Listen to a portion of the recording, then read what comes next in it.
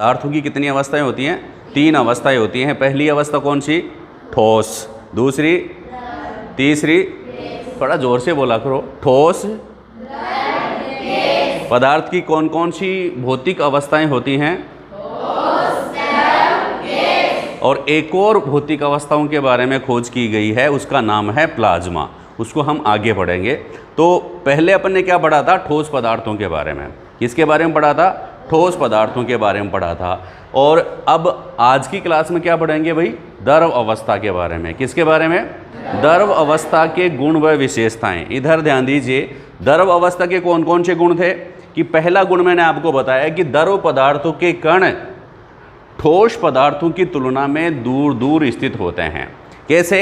इसको देखिए कि मैंने आपको कहा था कि ठोस पदार्थ जो होते हैं उसको समझने के लिए इनमें जो कण जो होते हैं ठोस पदार्थों का, उनमें कण जो होते हैं बिल्कुल क्या होते हैं भाई? पास पास स्थित होते हैं। बिल्कुल पास पास स्थित होते हैं, इसलिए ये क्या हैं?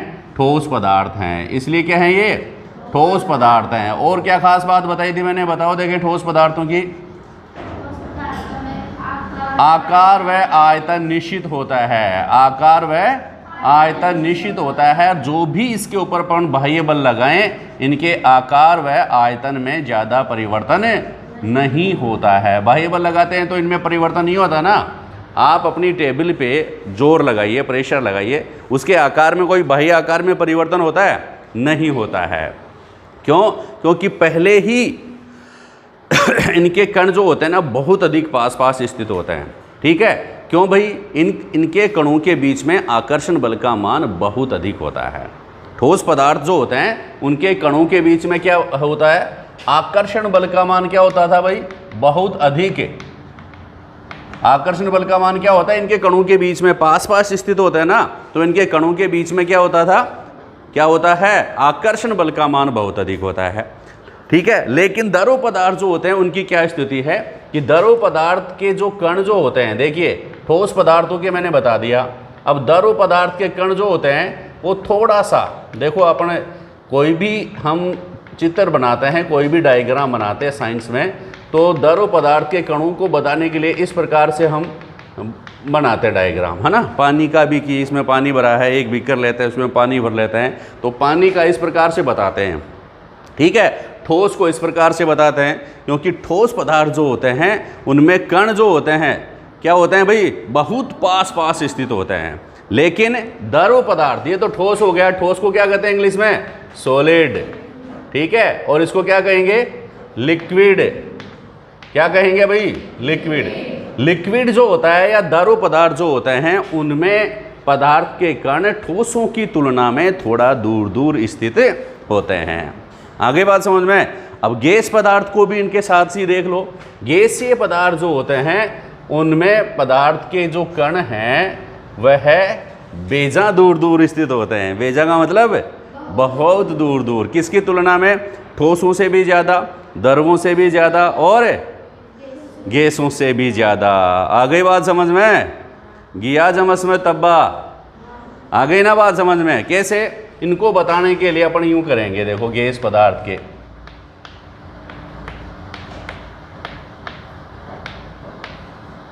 अब भाई दूर दूर स्थित होते हैं तो क्या क्या बात समझ में आई इससे? दूर दूर क्यों है? अगर कोई पदार्थ के कण दूर दूर स्थित होते हैं तो इसका मतलब क्या है? इसका मतलब क्या है? इसका मतलब ये है कि पदार्थों के कणों के बीच में आकर्षण बल का मान बहुत कम है। अगर एक दूसरे में आकर्षण अधिक रहेगा तो वह क्या रहेंगे भाई? एक दूसरे से दृढ़तापूर्वक बंधे रहेंगे। आकर्षण बल का मान अधिक रहेगा ना तो वो दृढ़तापूर्वक जुड़े रहेंगे। जैसे जैसे आकर्षण बल का मान कम होगा इनके कण एक दूसरे से दूर हटते जाएंगे। तो गैस पदार्थ के कण, गैसीय पदार्थ जो होते हैं उनमें कण जो होते हैं ना वह द्रव पदार्थ की तुलना में दूर दूर, सबसे अधिक दूर या कणों के मध्य रिक्त स्थान किन कणों में होता है? गैसीय पदार्थ में। गैसीय पदार्थ जो होते हैं उनमें कणों के बीच में रिक्त स्थान बहुत अधिक होता है। बहुत अधिक है ना, अपने को गैसीय चारों तरफ गैस है, गैसीय कण है, उसमें हम भी खड़े हैं बीच में, इतना रिक्त स्थान है।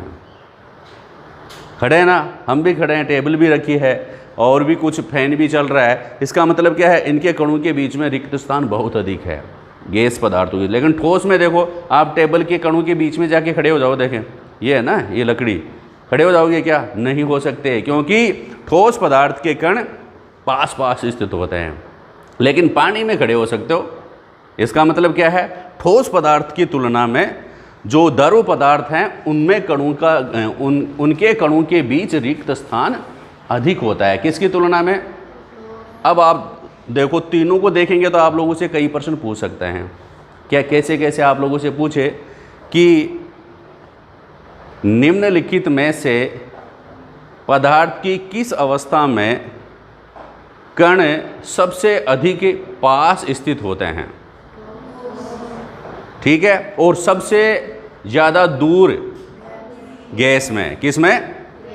थोड़ा जोर से बोलेंगे तो ऐसे क्या मरे मरे बोल रहे हो? गैस ये पदार्थ जो होते हैं उनके कणों के बीच में रिक्त स्थान बहुत अधिक होता है। अब आप लोगों से पूछ ले कि पदार्थ की कौन सी अवस्था में कणों के बीच में आकर्षण बल का मान सबसे कम होता है? सबसे कम, कणों के बीच में आकर्षण बल का मान सबसे कम होता है कौन सी अवस्था में? गैस अवस्था में। कौन सी अवस्था में? गैस अवस्था में पदार्थ के कणों के बीच में आकर्षण बल का मान कम है, इसलिए ये कण क्या हैं? दूर दूर स्थित हैं। इसलिए ये कण क्या हैं? और द्रव में क्या होता है? द्रव पदार्थ जो होते हैं उनमें कणों के बीच में आकर्षण बल का मान ठोस की तुलना में तो होता है कम, और गैस की तुलना में क्या होता है? अधिक। आकर्षण बल का मान तो है ना, गैस की तुलना में तो आकर्षण बल का मान इनके कणों के बीच में अधिक होता है, लेकिन ठोस पदार्थों की तुलना में कम होता है। फिर नेक्स्ट क्या है? इनका आकार व आयतन, आकार निश्चित नहीं होता है। द्रव पदार्थ जो होते हैं उनका आकार निश्चित नहीं होता है। कैसे? एक रामजारा लेके आए, रामजारा जानते हो? कौन कौन जानता है रामजारा? अपने स्कूल में है क्या रामजारा? है क्या?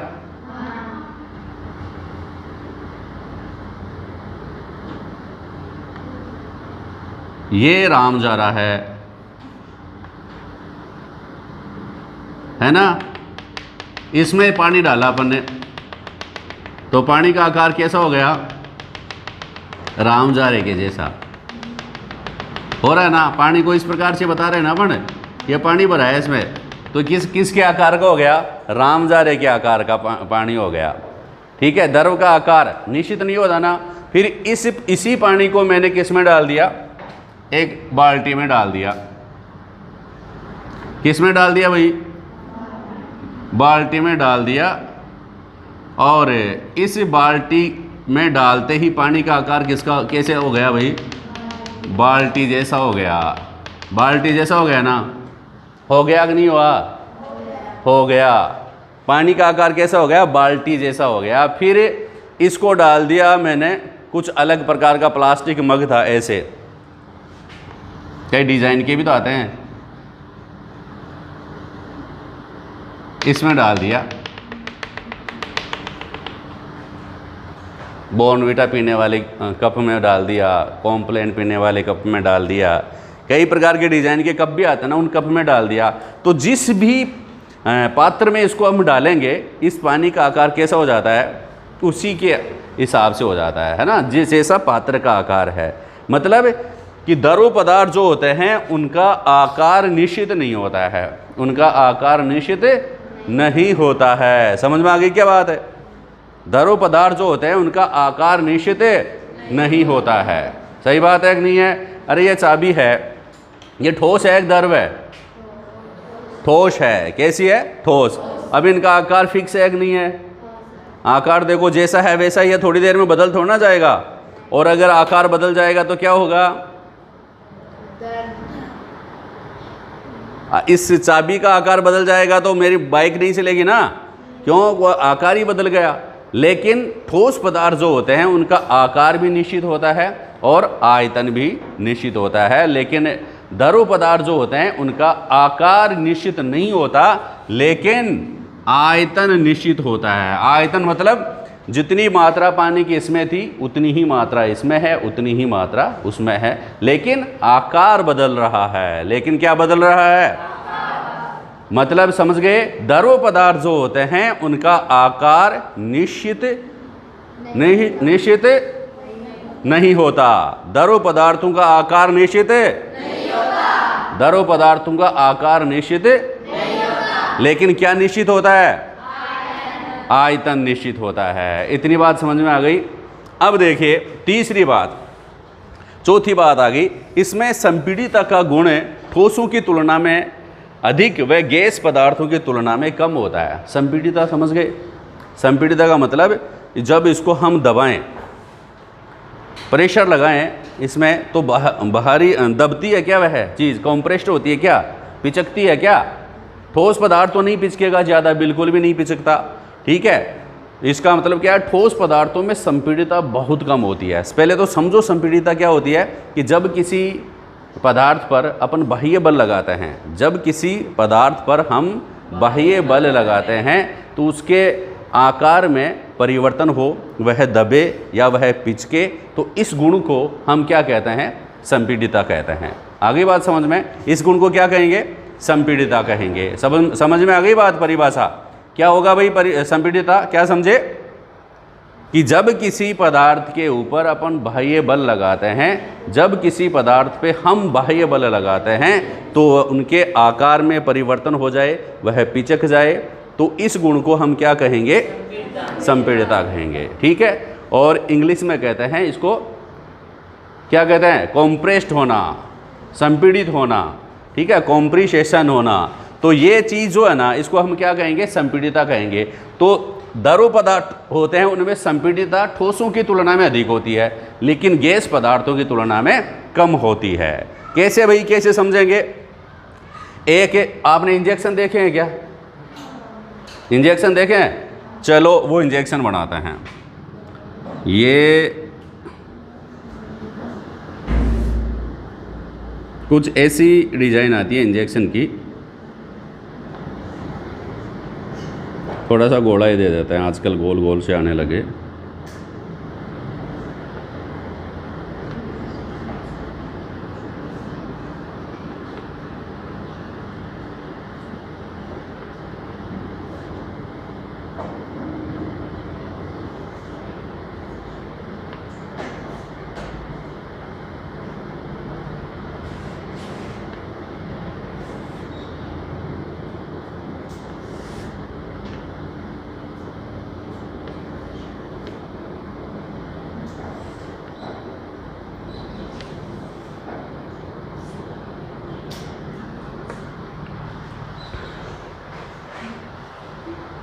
ठीक है, एक इंजेक्शन तो ऐसा है। एक और इंजेक्शन देखो,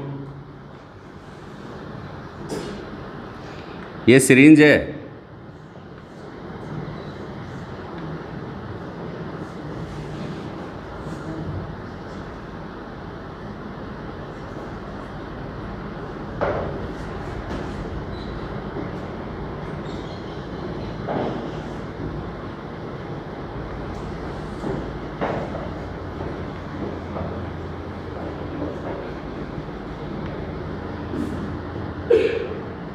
ठीक है। एक और बना देता हूँ। 3 इंजेक्शन चाहिए, ये तीनों बहुत ज़्यादा बदमाशी करते हैं, इसलिए एक तो बलराम, एक लक्की और एक कौन है रे भाई? आदित्य। वो दूसरी क्लास में तो उसको भी लगा देंगे।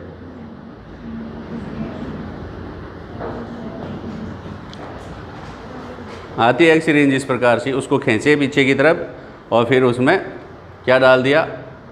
अब इसमें क्या करते हैं, एक सिरिंज जो होती है इसका ये पीछे वाला जो है उसको खींच करके इसमें क्या डाल देते हैं भाई? चौक के टुकड़े डाल देते हैं। चौक तो मिल ही जाती है ना, इसमें चौक के टुकड़े भर दिया, आगे से इसको बंद कर देते हैं। एक ढक्कन आता है, इसको इस ढक्कन लगा दिया और इसको अपन ने क्या कर दिया? बंद कर दिया। इसको भी अपन ने क्या कर दिया? बंद कर दिया।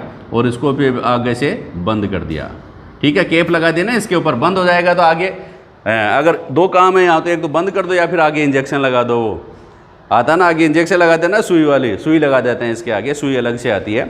तो इसको अपन ने बंद कर दिया है, अब आपको डरने की ज़रूरत नहीं है, इंजेक्शन नहीं लगेगा। एक में क्या डाल दिया भाई, चौक के टुकड़े डाल दिए। क्या डाल दिए, चौक के टुकड़े डाल दिए। क्या डाल दिए, बोलो। एक में डाल दिया नीपा। नीपा का मतलब पानी डाल दिया, जल डाल दिया, इसको जल से भर दिया। कठी एक में क्या डाल दिया, कुछ नहीं डाला। तो कुछ नहीं डालेंगे तो इसको निकालेंगे ना, इसके सिरिंज को, तो इसमें क्या भरा जाएगा, गैस। कोई भी चीज़ आपको खाली दिखती है ना, तो उसमें क्या भरा है। अगर आप लोगों के पास कोई खाली गिलास लेकर के आए, कोई पूछ ले बच्चों, बोले हाँ इस गिलास में क्या भरा है, तो आप ये मत कह देना इसमें तो कुछ ही नहीं है सर, तो आंसर गलत हो जाएगा। तो क्या भरा है उसमें, गैस भरी होती है।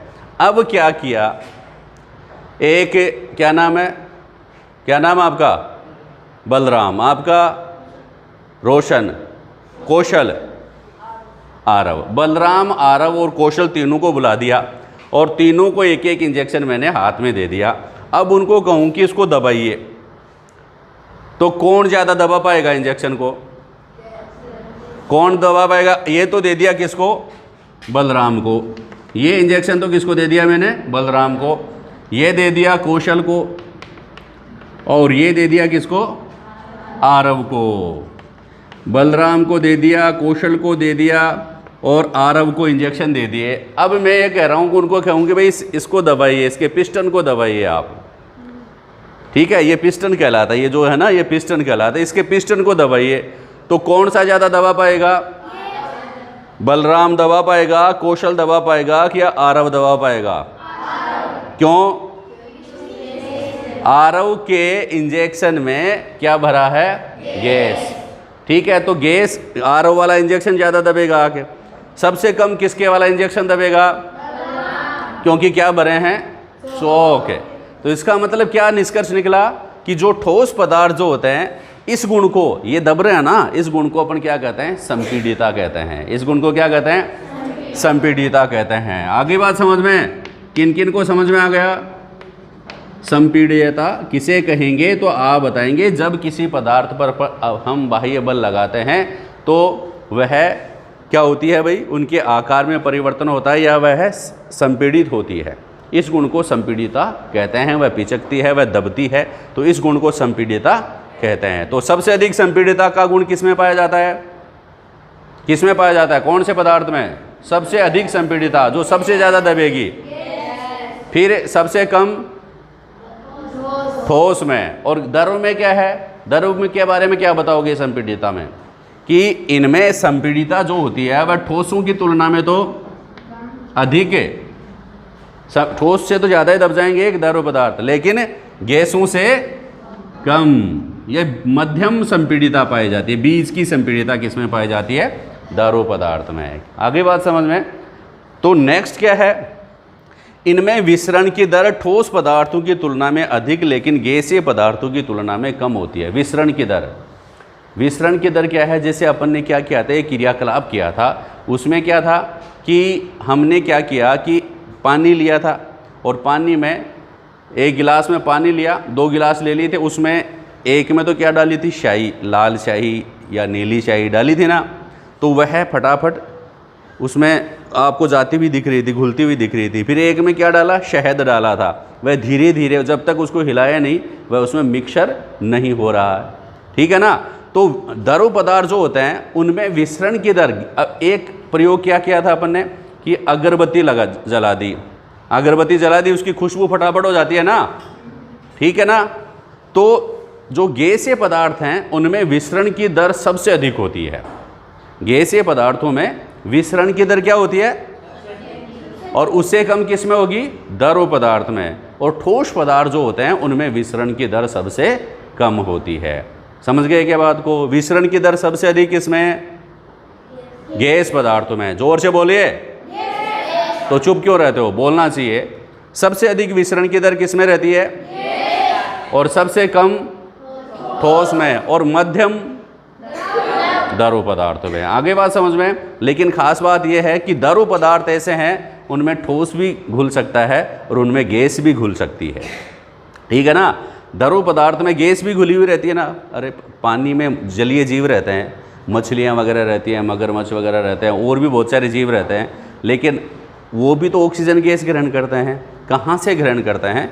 पानी में घुली हुई ऑक्सीजन को ही वो लेते हैं। इसका मतलब क्या है? द्रव पदार्थ जो होते हैं उसमें गैस भी घुल सकती है और द्रव पदार्थ में ठोस भी घुल सकता है। ठोस देखा था ना आपने कि पानी लिया, द्रव पदार्थ ही तो है पानी, चीनी ली, चीनी ठोस है, उसको डाला, घोला, फिर नींबू निचोड़ दिया और शिकंजी बनाई और पी गए। इसका मतलब क्या है कि द्रव पदार्थ में ठोस भी घुलता है, द्रव पदार्थ में गैस भी घुलती है। आपने कोको कोला वगैरह, पेप्सी वगैरह, कोई शीतल पेय पिए होंगे ना, पिए होंगे, ज़्यादातर सब बच्चे पीते हैं, लेकिन वो स्वास्थ्य के लिए हानिकारक होते हैं। आपको पता है उनमें कौन सी गैस घुली हुई रहती है? कौन सी गैस? Carbon dioxide gas. कौन सी गैस है? और कार्बन डाइऑक्साइड गैस घुली रहती है। इसी कारण जब भी आप उसको पीते हैं वो अपने काम की तो होती नहीं है, क्योंकि कार्बन डाइऑक्साइड तो अपन बाहर निकालते हैं ना, और जैसे ही आप पियोगे ना उसको तो अपना शरीर उसको एक्सेप्ट नहीं करेगा और डकारें आने लग जाएंगी। डकारें क्यों आती हैं? कि वो गैस जो पी है ना वो बाहर वापस निकलती है। वह क्या होगी भाई? बाहर निकलेगी। तो द्रव पदार्थ जो होते हैं उनमें क्या क्या घुला रहता है? ठोस भी घुल सकता है और गैसीय पदार्थ भी घुल सकते हैं। तो ये विशेषताएं थी किसकी? द्रव अवस्था की। पदार्थ की द्रव अवस्था की कौन कौन सी विशेषताएं हैं, कौन कौन से गुण हैं, इस क्लास में आपने पढ़ा था। ठीक है, अगली क्लास में गैसीय पदार्थों के बारे में अपन स्टडी करेंगे। ठीक है ना? ठीक है, थैंक यू।